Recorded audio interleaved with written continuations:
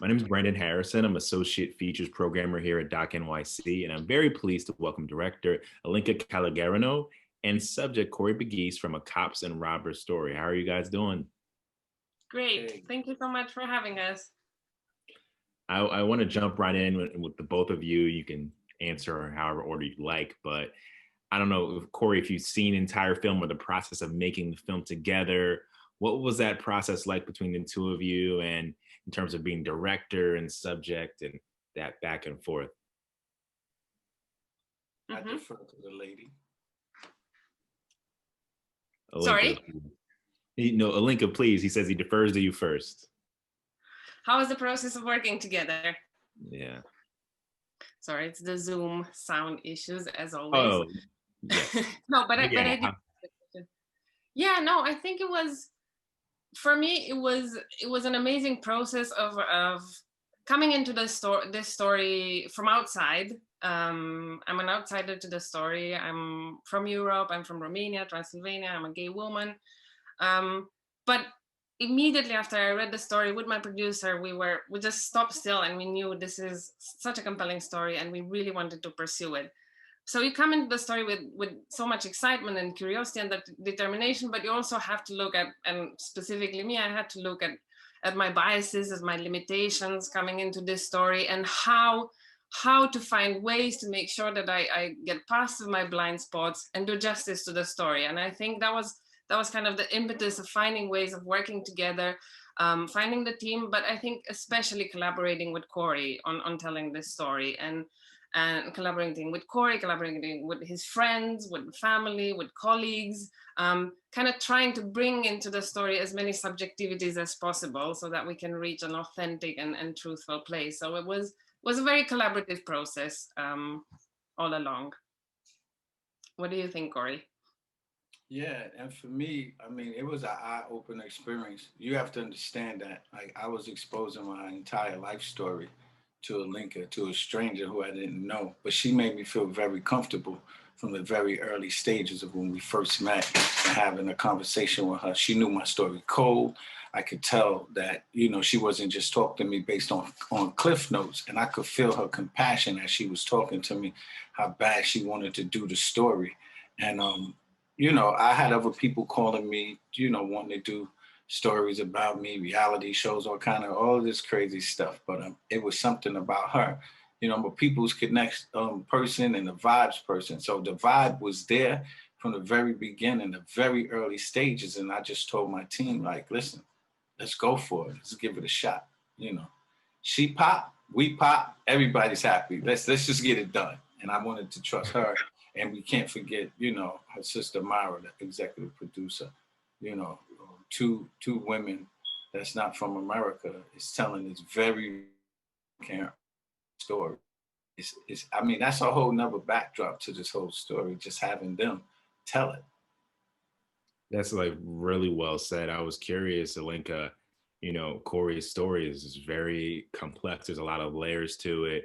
How did you, as a filmmaker, want to structure that narrative over the course of, 30 some odd years? Hmm. Well, I think the way I went into the story was through the character of Corey, and I knew that it wasn't going to be a biopic. We had to select several moments so that we can highlight what I guess what attracted me to his story from the very beginning, which is the fact that I found it just fascinating that Corey journeyed through these things that we socially define as mutually exclusive, but they're not. And his story shows that we are not just one thing in life, and that we are this kind of ever-changing tapestry of qualities, flows, and potential that is either nourished or smothered by things that are external to us most of the times, whether it is like Corey's story shows, whether it is accidents or fate or luck, whether it is the context and the background, um, whether it is race, gender, social economic status, and all these factors played such a complex part in Corey's story. So I wanted to tell it in a way that his journey through life speaks of all these things. And also, I think it was this beautiful discovery working on the project was the friendship his friendship, you know, the Five Amigos that now everyone knows about because they've seen the film. And I never encountered such a strong bond. And I felt like it has to be celebrated. And also it speaks about all these places that our lives can take us. And, you know, they all started in the same place, but ended up in such drastically different places. So I think that was kind of the underlayer of the film. And I thought there was also so much emotion and love in that layer that I really wanted it to be there as well. Corey, the way Ilinca speaks about that, I'm curious about, you had a period in your life when you're like, I have to tell my story. I'm going to do an interview. I'm going to do this book and now this film. But in the film, everyone else has to sort of tell your story. What was it like for you to, you know, hear from your friends and family about you and your life and what they thought about all these years about your journey? Yeah, well, you know, it was very touching, you know, to come from where I came from, you know, growing up with gangsters, pimps, and drug dealers, a lot of plight, you know, that crack era, you know, dismantled a lot of families. And for some crazy reason, I guess it was an epiphany from God, like my whole nucleus kind of stayed together. We didn't even lose much. You know, one of the amigos, you know, passed away like just 2 days after doing, you know, was tragically murdered 2 days after doing his video interview. But other than that, we pretty much stayed together. You're talking about a 3 to 4 decade run. Like there never was too much separation from us, other than the fact, you know, for 20 years as a police officer, I couldn't really hang out with them if they was convicted felons. But you know, if I saw them at a party or you know at the store or something, I could talk to them. But I couldn't really have a connection like I have back now that I'm not a cop, or how we had when we was younger. And you know, my family has been very, very close knit from the, you know, the beginning. You know, reading my book, you'll see how strong my family ties were. And my outside family, my crew, the Five Amigos, you know, those are my brothers. You know, I have 5 sisters and never had a brother. So those were the brothers that I had in my life, you know, and they still my brothers to this day. When you're making the film and it's that collaborative process, you're going through a lot of archival material, old videos and photos. And between the both of you, Ilinca, what was it like finding this stuff and working with Corey and deciding what to include? And were there any surprises or things like, wow, I hadn't thought about that in so many years, Corey? Or you see this old photo or these videos that you're like, wow. I just want to know about that archival process. So let me just answer that first, because I want the audience to know that this relationship that I have with Ilinca, and if you're doing a documentary with now, I know I didn't know anything about this. You have to have total trust in the process. I didn't actually, I pretty much gave her a treasure trove. She wanted everything that she could buy. Like she was in my house, in my attic, in my closet. She went to my storage unit. She was everywhere. And I just gave her free reign and said, I'm talking about very, very personal family videos, DVDs from vacations, and you know, and I don't even know what's on these videos. You know, I couldn't even remember what was on. We was kissing, you know, all kind of stuff. But I just gave her everything and trust and believe that whatever she found, she was going to make sure that it was classy when she put it out. And when I saw the film, I was just like the rest of the audience in the world that's going to see this. Some of this, I was like, where did she get that from? And I gave it to her, but I had forgot about it because it was so many years ago. I mean, it's amazing. And that's what makes this story so truthful, because of all the old pictures, all the videos. I mean, she got videos of me standing in uniform, talking to a group of cops and telling them to go out and respect the community. You can't make that up. And I got Allen Iverson cornrows in my head with a sergeant shirt on. You can't make this stuff up. There's no way you can make this stuff up. She did a great job by going through all of that stuff. No, yeah. And it was amazing just to have Corey's trust. Indeed, like his storage unit was a place he hadn't gone into for years. I remember we had to break the lock. He didn't even remember what was in there. And it was just every time he would give me another box of treasures that I could look through. And I think it was kind of organically, that's how we started doing these animations with the photographs, because they were so amazing, especially the photographs that Corey had and his friends had from their youth. There was so much, they were so like full of meaning and emotion that we really wanted to bring that out in the animation. So that's how that process came through. And also exactly finding that moment where he addresses roll call. And another thing which we didn't find a way to put it in the film, but that sequence was filmed by Corey Jr., who then ended up playing his father in the film. So it was just everything coming full circle. I wanted to ask about that as well. How did you guys decide on that? And especially for those, if you watched the film, but you didn't watch all the way to the end, you didn't get that treat about that. How did that process come together? How did you guys get Corey Jr. involved with the reenactment? And then how did you decide to do reenactment at all? And the reenactment, the dramatizations idea came because I knew that a large part of the story happened a long time ago, and it was an important part of Corey's life. It was very emotionally charged. So I wanted to find a way to kind of immerse the audience in that time and that place and have them spend some time with Corey and his friends in that world.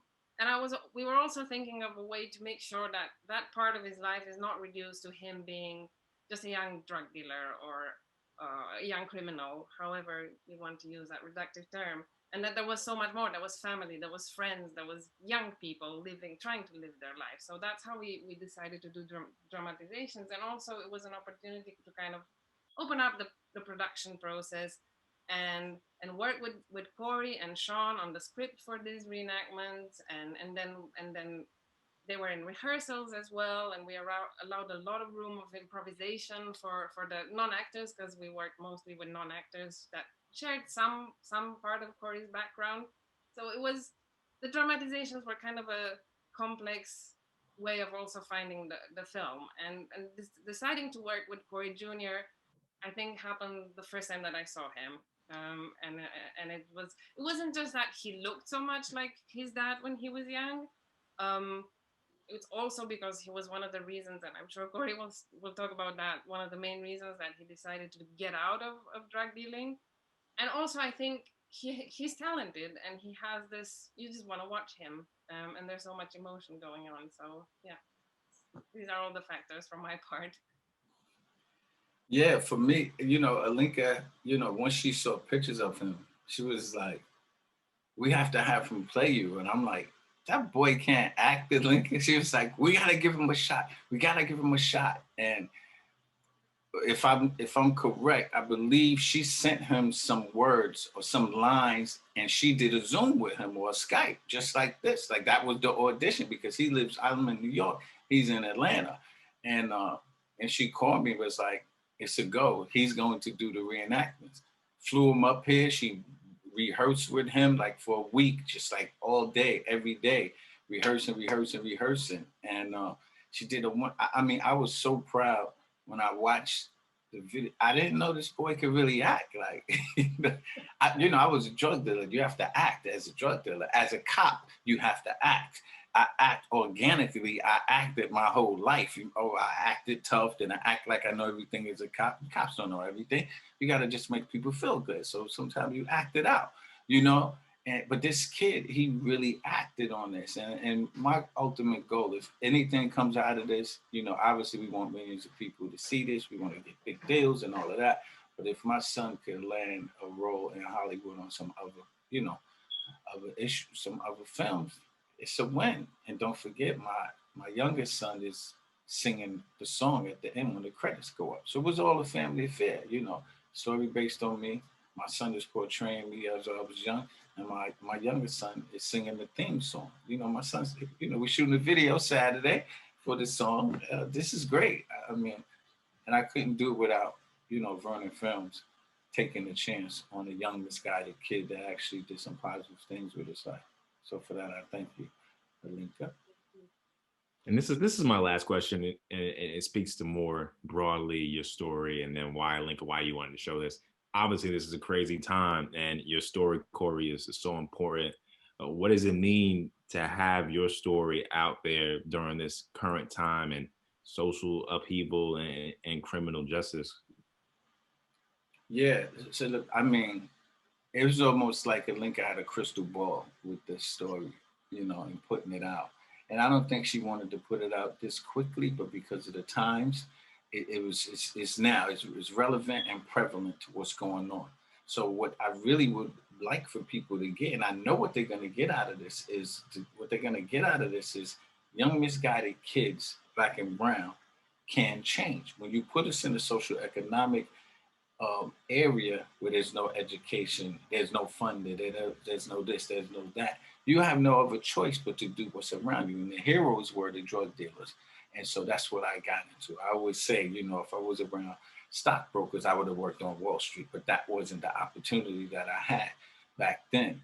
And she masterfully displayed this wonderful arc of transformation. You're going to see, without giving up anything, you're going to see the guy that wrote the story that put me on the front page of the news. And when you watch his interview, obviously he's like 60, 70 years old, but I watched his interview, he still doesn't get it. And here's a guy like 70 years old, white American, they still don't get it. They want to box you into what you did at, for 5 years. I'm 50 years old, but they wanted to box me into 5 years of my life and forget about this wonderful transformation, which Ilinca so eloquently is showing in here. And now America, this film is going to change the narrative and the conversation, because people are going to be saying, where are all the Corey Pegues and policing around the world? I promise you, that's what they're going to be saying. And she masterfully put this together. And that's going to be the question when this is done. Anybody that watches this is going to say, well, where are all of these guys? I'm not a unicorn. You don't see no horns on my head. I'm not the only one. But when you look at this and you see what's going on, you're going to say, it's no way he's the only one that was out here, that actually caring about the community. But believe it or not, it was a very, very, very small crew that actually cared. And I was one of them. Thank you guys so much for joining us. An amazing, amazing film, a cops and robbers story. Ilinca, Corey, thank you. Thanks for having us. Let's win some awards. Let's go. I just wanted to say a big thank you to Doc NYC for having us and for letting us share the story with your audience. And also I want to thank everyone in the audience for watching films, for still buying tickets, for still supporting independent filmmaking in this crazy, crazy time. So just thank you for watching the film.